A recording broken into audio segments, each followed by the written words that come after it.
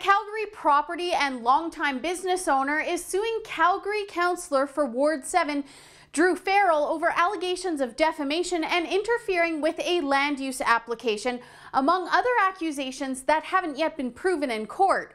According to a statement of claim filed on May 15, 2017, the plaintiffs, known as the Turigno family, who own property in Kensington that is host to a yearly occurring stampede event, are accusing the politician of using her authority to send city bylaw officers to find problems with the event and write citations. No infractions of city bylaw were ever found, so the plaintiff suggests that Farrell kicked it up by bringing in a motion to make changes to the special event bylaw, to which the plaintiff complied and was never found in violation of any rules.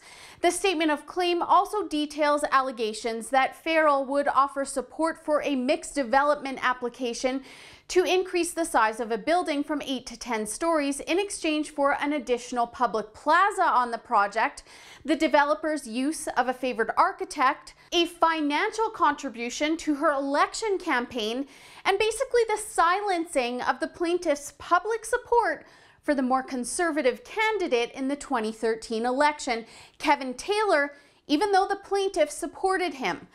The city councillor lives less than 100 meters away from the proposed development, and it's suggested she has a personal stake in the building of the project that may have affected the value of her property.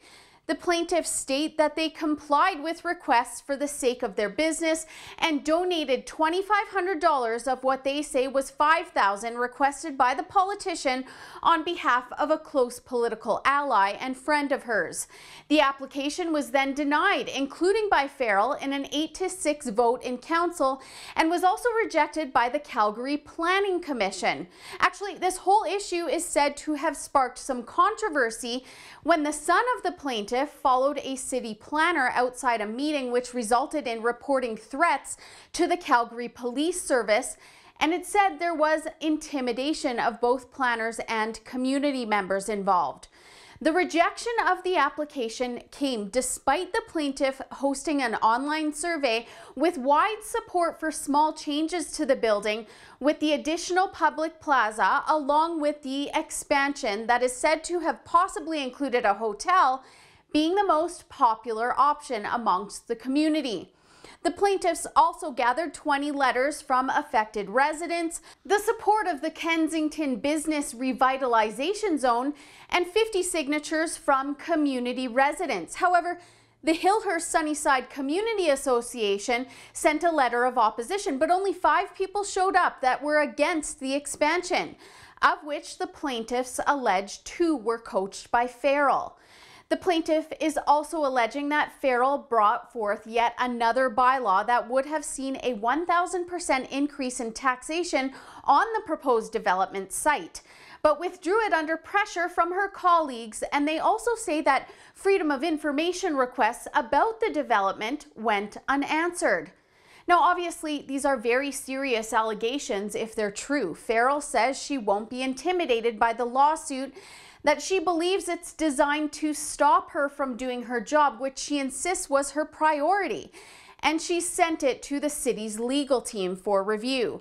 She says that the community was opposed to the project and she's been acting on behalf of her constituents, basically dismissing the lawsuit as frivolous. Something isn't adding up here. Was Farrell targeting these conservative supporting business owners because of their political leanings? Or is this really a frivolous lawsuit? I guess we'll have to wait for the statement of defense to be filed. At this time, the plaintiff is suing for over $210,000 for injurious falsehood, defamation, special damages, aggravated, exemplary, and/or punitive damages, and legal costs. They also want the application revisited, for Farrell to be prevented from voting on it, and for her to be removed from her position in office. But you know, Farrell only got 37% of the vote last election, and I don't think this lawsuit is going to help her win the next election this October, regardless of the outcome.